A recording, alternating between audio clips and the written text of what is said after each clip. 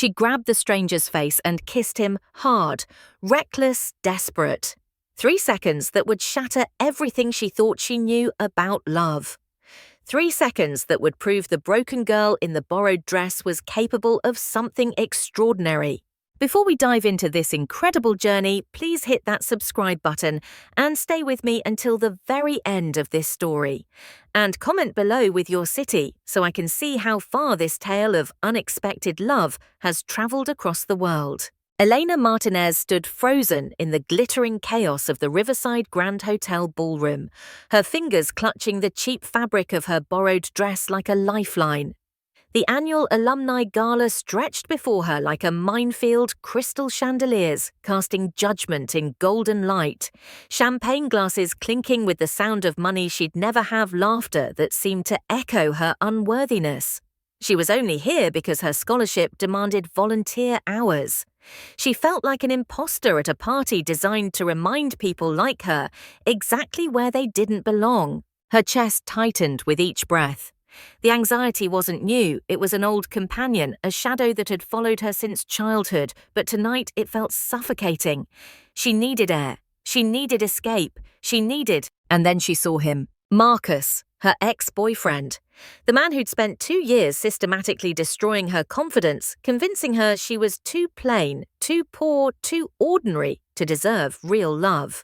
He was gliding through the crowd like a predator who'd spotted wounded prey, his arm wrapped around a woman dripping in diamonds and designer labels. His smile was sharp, practiced, cruel. He'd seen her. He was coming over. The panic hit like ice water. Eleanor couldn't breathe.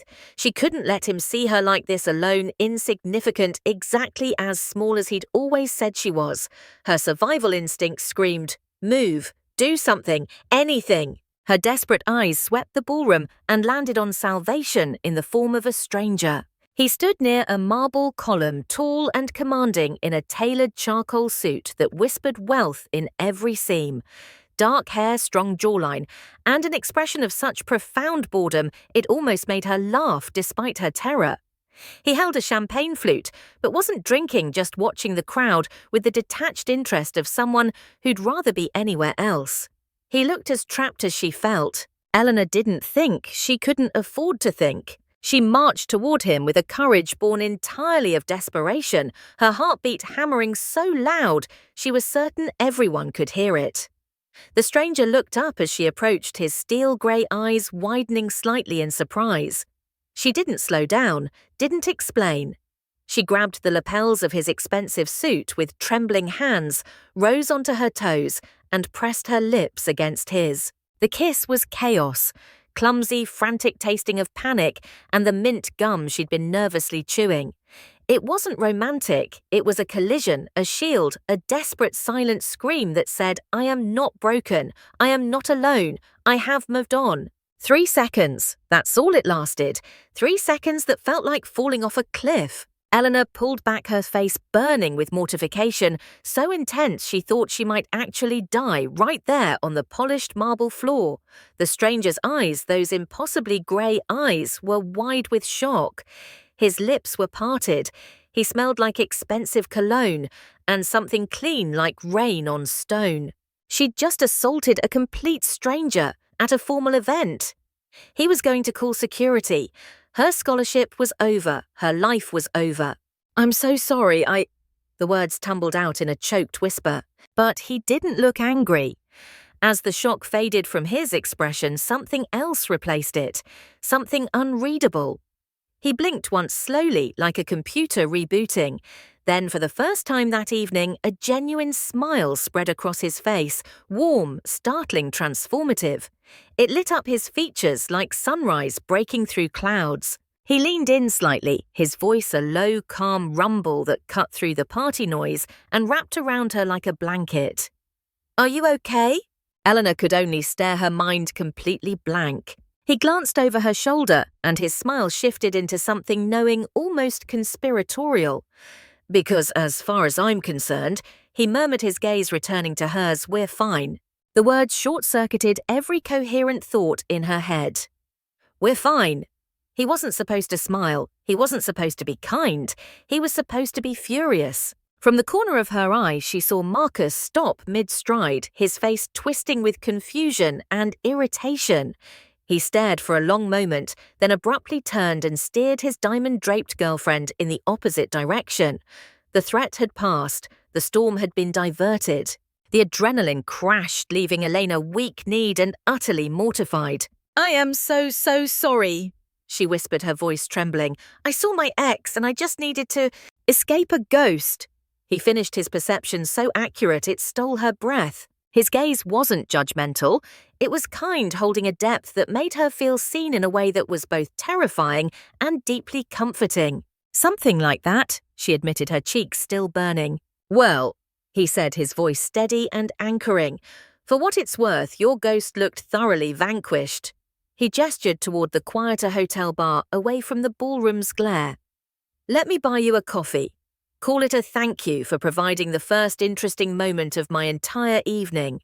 The offer was so unexpected, so disarmingly gentle, that Elena found herself nodding before she could invent an excuse to flee. The conversation that followed felt like stepping into an alternate universe. It flowed with an ease that seemed impossible. He didn't ask about the kiss or her ex. Instead, he noticed the book peeking from her oversized tote bag, a worn copy of 100 Years of Solitude. "Magical realism," he said, genuine interest lighting his eyes. "Are you a Garcia Marquez fan?" That single question unlocked something in her. They talked about stories and the frayed edges of old paperbacks, about the way a good book can feel like coming home. Without realizing it, swept up in the intensity of his focus, Eleanor found herself confessing her deepest dream: to one day own a small cafe bookstore, a place where people could get lost in stories over the scent of old books and fresh coffee. She expected the usual reaction, a polite nod, a condescending smile, the kind wealthy people in expensive suits gave to the quaint dreams of scholarship students. But he didn't do that. He leaned forward, his grey eyes bright with genuine startling interest. He listened. He truly listened, as if her dream wasn't a flight of fancy, but a concrete, fascinating business plan. When she finally trailed off, embarrassed by her passionate rambling, he was quiet for a moment. "A place for stories," he said softly, more to himself than to her. He reached into his pocket, pulled out a pen, and scribbled on a cocktail napkin. "I know a place. The coffee is terrible, truly awful, but it has the best collection of first editions you'll ever see." He pushed the napkin across the table. It was an address for an old bookshop across town. "Meet me there tomorrow, 3 o'clock. It wasn't a question. It was an invitation that felt like a challenge. Eleanor stared at the napkin, her heart doing a slow, complicated flip. This was insane. She knew nothing about this man, not his last name, not what he did for a living, nothing except that he had kind eyes and a smile that could melt glaciers. Going would be reckless, crazy. But the memory of their conversation, the way he'd looked at her dream like it mattered, made her carefully fold the napkin and tuck it into her purse. Her phone buzzed as she walked to her car. A text from Marcus. "Saw you with that guy. Playing games now cute. Call me when you're done embarrassing yourself." Eleanor's hands trembled. The old fear crept back, the voice that said Marcus was right, that she was pathetic, that kissing a stranger was exactly the kind of desperate thing a girl like her would do. She sat in her car staring at the message, tears burning her eyes. Then she looked at the napkin with the bookshop address. She deleted Marcus's message without responding and drove home. The next afternoon, Eleanor found herself standing outside Morrison's Rare Books, a dusty shop that looked like it had been forgotten by time itself. Her rational mind screamed that this was how horror movies started, but something stronger, hope maybe, or curiosity, pushed her through the door. The stranger was already there, leaning against a shelf of leather-bound volumes, that same slight smile on his face. "You came," he said, and she heard genuine surprise in his voice. "You doubted I would?" she asked, trying to sound braver than she felt. "I hoped you would." He straightened, gesturing around the cramped book-lined space. "Welcome to my favourite place in the city." The coffee was indeed terrible bitter and lukewarm, but the books were magnificent. He guided her through the stacks with the reverence of someone showing off a cathedral, pulling down first editions, and reading passages aloud, his voice transforming the dusty shop into something magical. They were discussing Hemingway when the door chimed. A well-dressed woman in her 50s entered, her eyes lighting up when she saw Eleanor's companion, Gabriel Ashford. The woman's voice was warm, delighted. "What a pleasant surprise, I didn't know you frequented Morrison's." Eleanor felt the world tilt slightly. Gabriel.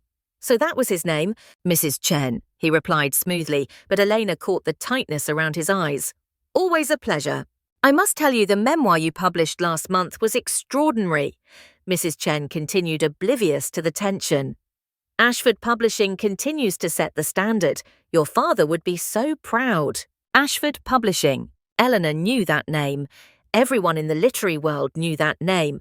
It was one of the largest publishing houses in the country. A billion-dollar empire. "You're very kind," Gabriel said, his tone polite but distant. "If you'll excuse us." Of course, lovely to see you." Mrs. Chen beamed at Eleanor. "And who's your charming companion?"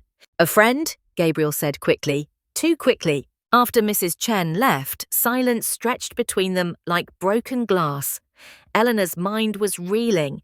The man she'd kissed, the stranger who'd bought her coffee and listened to her silly dreams about a cafe bookstore.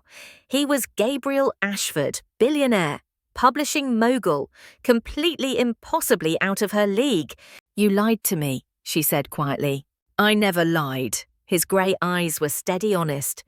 "You never asked my last name. I never claimed to be anything other than someone who loves books. You let me ramble about wanting to open a tiny cafe," Elena said, mortification burning through her. "To you, Gabriel Ashford. You must have thought I was adorable, pathetic." "I thought you were brave," he said, his voice sharp with an emotion she couldn't name. "I thought you were the first person in 5 years to talk to me about books instead of stock portfolios and market shares. I thought—" He stopped, running a hand through his hair. "I thought maybe for once someone was seeing me, not my net worth." "That's not fair," Eleanor whispered. "You had all the power. You knew who you were. I was just what the brilliant woman with a beautiful dream. The person who kissed a stranger because she refused to let her ex see her as defeated." Gabriel stepped closer, his intensity making the air feel electric. "Eleanor, you are the bravest person I've met in years. Don't let my bank account make you forget that." "I need to go," Eleanor said, grabbing her bag. She couldn't breathe, couldn't think. "Wait." Gabriel reached for her hand, but she pulled away. "I need time. Please." She left him standing in the bookshop, surrounded by all those beautiful stories, and walked out into the cold afternoon air. For 3 days, Eleanor tried to forget about Gabriel Ashford. She threw herself into classes and shifts at the campus coffee shop. She ignored the flowers that arrived at her apartment, wildflowers wrapped in newspaper no card needed to know who they were from. She deleted his texts unread. But she couldn't stop thinking about the look in his eyes when Mrs. Chen had revealed his identity. He'd looked almost scared, vulnerable, like a man who'd just watched something precious slip away. It was her roommate Sophia who finally forced the issue. "You're being an idiot," Sophia announced on the 3rd evening, finding Elena stress-baking cookies at midnight. "He lied to me," Eleanor said, slamming dough onto the counter. "He withheld information. There's a difference." Sophia stole a cookie. "And you know what? Good for him. How many guys do you think want to date Gabriel Ashford for his personality versus his American Express black card?" "That's not the point, Far." "The point is you kissed him before you knew he was rich," Sophia interrupted. "You liked him before you knew he was rich, and now you're pushing him away because you're scared that maybe, just maybe, someone that successful could actually want you for you." She pointed a cookie at Elena. "That's fear talking, not common sense." Eleanor wanted to argue, but the words stuck in her throat. "He sent you wildflowers, Eleanor, wildflowers. Not roses from some expensive florist. He listened to you talk about books for 3 hours. He looked at you like you hung the moon." Sophia's voice softened. "Don't punish him for having money, and don't punish yourself for not having it." That night, Eleanor finally read Gabriel's texts. The first one: I understand if you need space. I just want you to know that every word we shared was real. The second, the coffee really was terrible. You were right to complain. The third, I miss talking to you. That's all. Just talking. Eleanor stared at her phone for a long time. Then she typed a response. Morrison's, tomorrow, 3 p.m. And you're buying better coffee this time. His reply came in seconds. I'll bring the worst coffee you've ever tasted. Can't wait. Despite everything, Eleanor smiled. When she arrived at Morrison's the next afternoon, Gabriel was waiting outside holding 2 cups from a coffee cart. He looked nervous, slightly loose hair, just a bit messy, like he'd been running his hands through it. Hi, he said. Hi, she replied. I brought terrible coffee, as promised. He held out a cup. But I also brought good coffee, as an apology. He revealed a second cup from the city's best roaster. Eleanor took the good coffee and, for the first time in days, felt some of the tension ease from her shoulders. They walked to a nearby park, finding a bench under a tree, losing its autumn leaves. I'm sorry, Gabriel said. I should have told you sooner. I wanted to, but the longer I waited, the harder it got. And I was selfish. I liked being just Gabriel with you. Not Ashford Publishing, not my father's legacy, not the guy people want things from, just me. I'm sorry too, Elena admitted. I panicked. My whole life I've had to fight to prove I belong. And then I find out the guy I'm falling for is literally a billionaire. And every insecurity I've ever had came flooding back. Falling for, Gabriel's eyes lit up with hope. Eleanor felt her cheeks flush. Don't let it go to your head. Too late. His smile was genuine warm. Eleanor, I don't want my money to change how you see me or how you see yourself. You are extraordinary, not in spite of where you came from, but because of it. You built yourself from nothing. That's more impressive than inheriting an empire. I want to believe that, Eleanor whispered. Then let me help you believe it. Gabriel took her hand carefully like it was something precious. One date at a time, one terrible coffee at a time. We'll figure this out together. Eleanor looked at their joined hands, then at his face, open, honest, hopeful. Okay, she said. Together. Their relationship deepened with a speed that should have been terrifying but felt completely natural. Gabriel integrated himself into her world, showing up at her campus coffee shop during her shifts, meeting her friends, charming even the skeptical Sophia with his genuine interest in her veterinary studies. He never flaunted his wealth. Instead, he seemed to find joy in the simple things, studying together in the library, splitting a pizza on Friday nights, walking through the city talking about everything and nothing. Eleanor slowly entered his world too. She met his sister Rachel, a sharp-witted corporate lawyer who initially viewed Eleanor with suspicion. So you're the girl who kissed my brother at a gala, Rachel said at their first dinner, her tone unreadable. In my defense, I was desperate, Elena replied. Rachel had laughed a real, genuine laugh. I like her, she'd told Gabriel. She's honest. But not everything was easy. 3 months into their relationship, Eleanor's mother had a stroke. The hospital bills piled up faster than Eleanor could count them. She worked double shifts, skipped meals, sold her textbooks. Dark circles appeared under her eyes. She lost weight. The stress showed in every line of her body. Gabriel noticed immediately. Let me help, he said one night, finding her crying in her apartment surrounded by medical bills she couldn't pay. No, Elena said firmly, wiping her eyes. Eleanor, I have the resources. I said no. Her voice was sharper than she intended. I need to do this myself. Why? Gabriel's frustration was clear. Why does accepting help make you weak? Because I can't be that girl. Elena exploded, all her fear and exhaustion spilling out. I can't be the poor scholarship student who can't solve her own problems without her rich boyfriend swooping in to save her. Don't you understand? Everyone will think I'm with you for your money. Hell, maybe they'll be right. The words hung between them, heavy and painful. Gabriel's jaw tightened, hurt flashing across his face. Is that what you think, that I'm some kind of savior complex and you're my charity project? Isn't that what this is? Eleanor's fear was making her cruel. She knew it but couldn't stop. I have never, Gabriel said quietly, his voice controlled but strained. Looked at you that way, not once. You're not a project, Elena. You're the woman I'm in love with. But if you can't see the difference between a partner wanting to help and some kind of transaction, then maybe we need to take a step back." He left. Eleanor sat alone in her apartment, surrounded by bills and regret, wondering if her fear of being vulnerable had just cost her the best thing in her life. They didn't speak for 2 weeks. It was the longest, most miserable 14 days of Eleanor's existence. She threw herself into work and school, but everything felt grey empty. Her friends noticed. Even her professors asked if she was okay. The worst part, she saw Marcus again at a campus event. He looked at her with something almost like pity. "Heard you and the rich guy broke up," he said. "Guess he figured out you weren't worth it." Eleanor wanted to cry, or punch him, or both. Instead, she walked away, Marcus's laughter following her. That night, Sophia found her staring at her phone, Gabriel's contact open, but no message typed. "You're being an idiot," Sophia said bluntly. "He wanted to throw money at my problems," Eleanor protested weakly. "He wanted to help the woman he loves during a crisis," Sophia corrected, sitting beside her. "There's a difference. You're so terrified of being the poor girl in the relationship that you won't let him be your partner." Her voice gentlened. "Love isn't about being equal in bank accounts, Eleanor.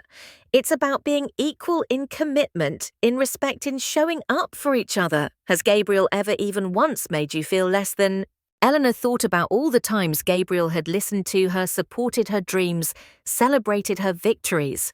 How he'd learned her mother's favourite tea after she mentioned it once. How he'd sat with her through exam stress without trying to fix everything. "No," she whispered. "Never." "Then stop punishing him for having money and yourself for not having it," Sophia said firmly. "Figure out what you actually need, then go tell him."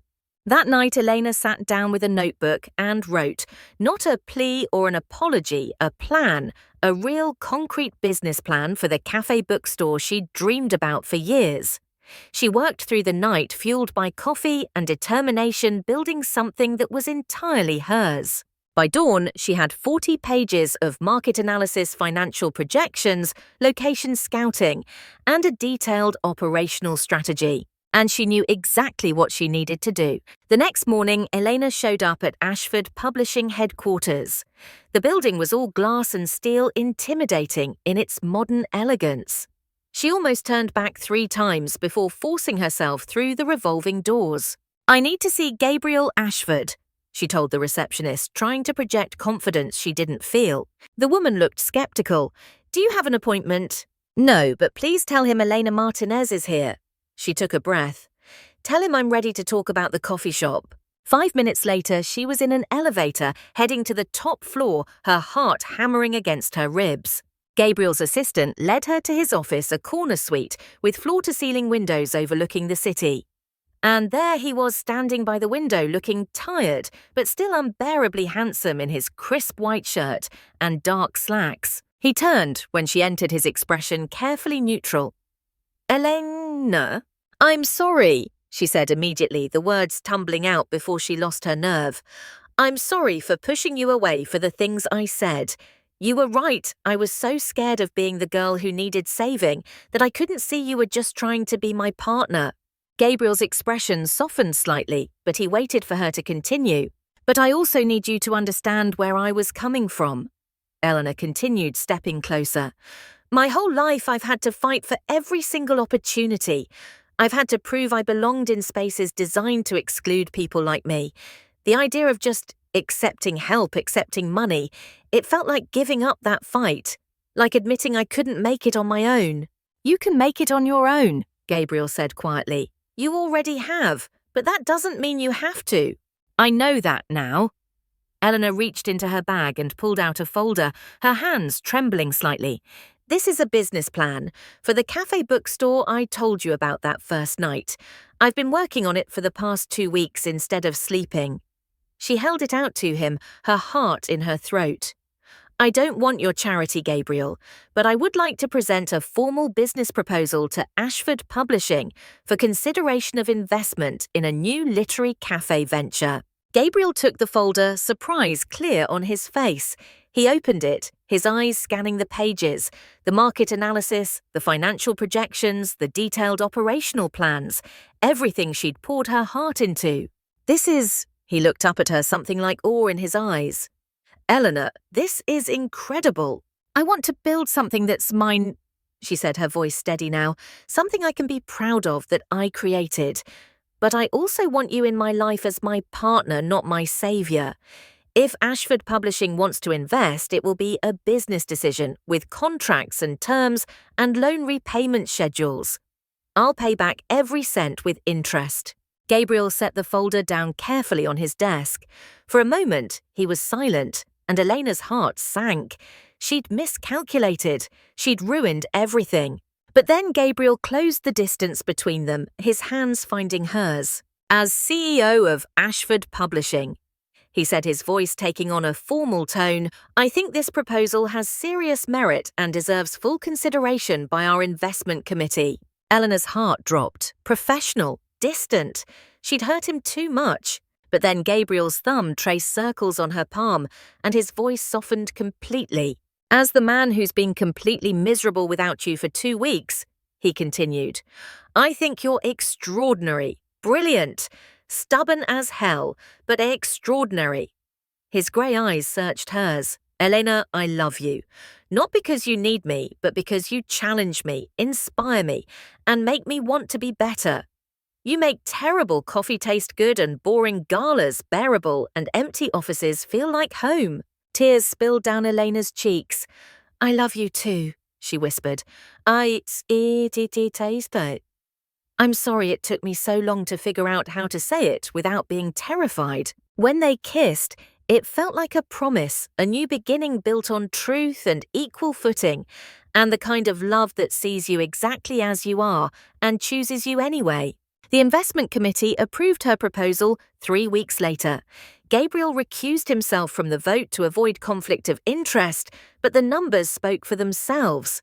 Eleanor secured a business loan with fair market terms, and suddenly, impossibly, her dream was becoming real.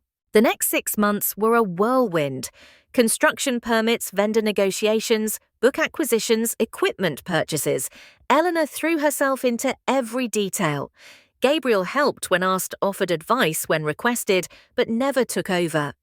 This was Eleanor's project, her dream, and he respected that boundary absolutely. He showed up for the hard parts, the permits that got rejected, the contractor who disappeared with a deposit the moment she broke down crying because the espresso machine cost twice what she'd budgeted. But he didn't swoop in to fix everything.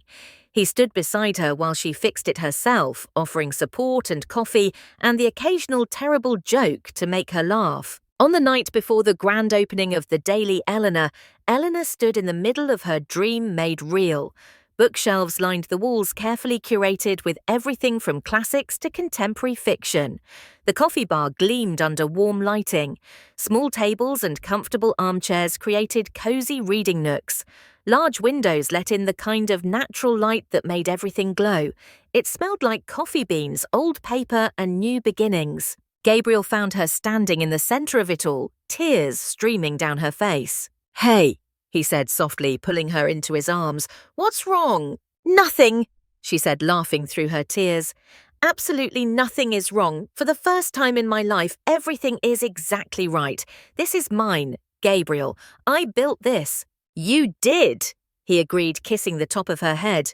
"You absolutely did." The grand opening exceeded Elena's wildest dreams. The place was packed, friends, family, curious locals, even some of her former professors. Her mother, held court by the pastry counter, recovered from her stroke and beaming with pride so radiant it could have lit up the entire city. Sophia was dramatically reading romance novel back covers to a laughing group of friends already planning a book club at the cafe. And in the centre of it all was Gabriel. He wasn't playing the billionaire benefactor or the powerful CEO. He was simply her partner, wearing a black apron over his clothes, a smudge of chocolate on his cheek, and a look of pure pride every time he looked at her. He refilled coffee cups, cleared tables, and charmed her old professors, looking more at home here than he ever had in a boardroom. Late in the evening, as the crowd began to thin, the bell above the door chimed. Eleanor looked up and froze. Marcus stood in the doorway. He looked different, less arrogant, more subdued. His expensive suit seemed out of place in the cozy cafe. He took in the bustling scene, his eyes widening with genuine surprise. He saw Eleanor looking radiant and confident, completely transformed from the insecure girl he'd once known. He saw Gabriel walk up behind her, placing a gentle, possessive hand on the small of her back, whispering something that made her laugh, a real, unguarded laugh. Marcus's gaze swept the cafe, the books, the happy customers, the dream made real. Then his eyes returned to Eleanor's face. For a long moment, they just looked at each other across the crowded room. Then Marcus's shoulders slumped in quiet final defeat. He gave her a small nod, not friendly, but acknowledging. A concession, a white flag. "Congratulations, Elena," he said quietly. "You did good." Then he turned and walked back out into the night. A ghost finally truly laid to rest. Eleanor felt Gabriel's arm tighten around her waist. "You okay?" he murmured. "Yeah," she said, and meant it. "I really am." By the time the last guest departed, the clock was nearing midnight. Eleanor and Gabriel stood alone in the quiet, beautiful chaos of her dream come true. Empty cups, dotted tables, and books were left slightly askew on shelves, evidence of a well-loved, well-lived evening. "We did it," she whispered, leaning her head against Gabriel's shoulder, utterly exhausted and happier than she'd ever been in her life. Gabriel wrapped his arms around her, pulling her close. He looked around the cafe at the tangible result of her passion, her hard work, and his unwavering faith in her. "No," he corrected softly, his lips brushing against her hair. "You did it. I just got the lucky front row seat to the most incredible show I've ever seen." Life settled into a new, beautiful rhythm over the following year. Eleanor ran her thriving cafe, becoming a beloved fixture in the community. Regulars had their favorite tables. Book clubs met every Thursday. Local authors did readings on weekends. It was everything she'd dreamed and more. Gabriel continued running his empire, but he was a changed man. He delegated more work from the cafe when he could and measured his success not by stock prices, but by the number of evenings he could spend in a comfortable armchair at the Daily Eleanor, with a manuscript and a view of his favorite person in the world. They were partners in every sense of the word, supporting each other's dreams, celebrating victories, weathering challenges together. One crisp autumn afternoon, exactly 1 year after the cafe opened, Gabriel showed up just before closing time with a mysterious glint in his eye. "I'm kidnapping you," he announced. "Oh, really?" Eleanor laughed, wiping down the counter. "And where are we going?" "It's a surprise." He drove them to the Riverside Grand Hotel, the place where their entire chaotic, beautiful story had begun. Eleanor felt a jolt of nostalgia as they walked through the opulent lobby, remembering the terrified girl she'd been a year and a half ago. "Finally going to show me how a real billionaire lives," she teased, squeezing his hand. Gabriel smiled but didn't answer. He led her to the private elevator, and instead of going down to the ballroom where they'd first met, he pressed the button for the penthouse suite. When the doors opened, Eleanor gasped. The suite was magnificent, with floor-to-ceiling windows offering a breathtaking panorama of the city lights just beginning to glow in the evening. But Gabriel hadn't filled it with champagne or roses or any typical luxury trappings. In the center of the vast living room sat a single small table. On it were 2 steaming mugs of coffee from her cafe and a beloved messy pile of well-worn paperbacks, Garcia Marquez Hemingway, all the authors they'd discussed that first night. Eleanor turned to him, her eyes questioning. "This is my world now, Eleanor." Gabriel said, his voice soft and sincere. "My world is wherever you are." He took her hands in his gaze intense and full of a love that still, after all this time, made her breath catch. "I've spent most of my life surrounded by contracts, negotiations, and agreements." He began, his voice thick with emotion, clauses and bottom lines and profit margins. "But I've learned that the only deal that truly matters is the one I hope to make with you." And then slowly, deliberately, he got down on one knee. The powerful, confident man who commanded boardrooms and shaped the literary world was kneeling before her, looking up at her with his heart in his eyes. He pulled a small velvet box from his pocket and opened it. Inside, nestled against dark fabric, was a ring. It wasn't a massive, ostentatious diamond designed to impress. It was a simple, elegant sapphire, the exact color of the evening sky flanked by two small, sparkling diamonds. It was perfect. It was thoughtful. It was completely, utterly her. "I never believed in fate until I met you," Gabriel said, his voice trembling slightly. "You walked up to me, a complete stranger, and you changed my entire world with a single desperate kiss. Eleanor Martinez, you are the best, most unexpected chapter of my life." He paused, blinking back emotion. "You taught me that love isn't about saving someone, it's about seeing them, really seeing them, and choosing them every single day." He looked up at her, his entire future in his eyes. "Will you be my partner, my love, and my favorite story for all the chapters to come? Will you marry me?" "Easy chaos des Sanchakis." Tears of pure, unadulterated joy streamed down Eleanor's face, blurring the glittering city lights into a soft, beautiful watercolor. She was laughing and crying all at once, overwhelmed by the perfection of this moment. This man, this proposal, this beautiful, full-circle journey from terror to triumph. "Yes," she breathed, the word containing all the love and certainty in her heart. "Yes, of course, yes." Gabriel's face broke into a smile so radiant it outshone the entire city skyline. He slid the sapphire ring onto her finger, a perfect fit like a final, beautiful piece of her soul clicking into place.